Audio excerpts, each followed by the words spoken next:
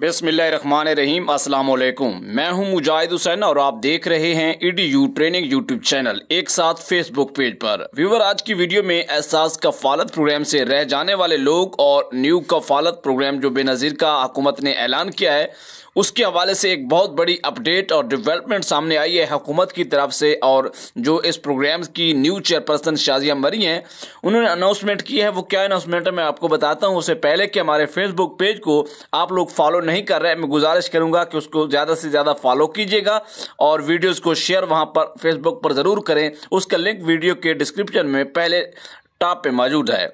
Viewer, update ये है कि तकरीबन कोई 72 लाख के लगभग प्रोग्राम एहसास में लोग शामिल हैं, यानी कि एहसास बाशमूल बेनज़ीर कफालत प्रोग्राम।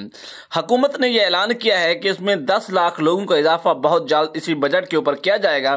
तब 10 लाख लोग शामिल और हकदार लोग जो इस प्रोग्राम का हिस्सा नहीं बन रहे थे, 10 लाख लोगों के इजाफा की वजह से उनको आराम से इस प्रोग्राम का हिस्सा बनाया जाएगा और उनको भी पैसे मिलेंगे।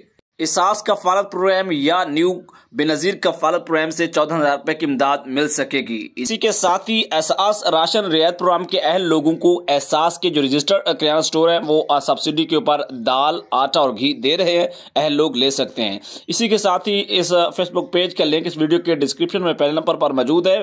फेसबुक पेज को फॉलो करें, वीडियो शेयर करें।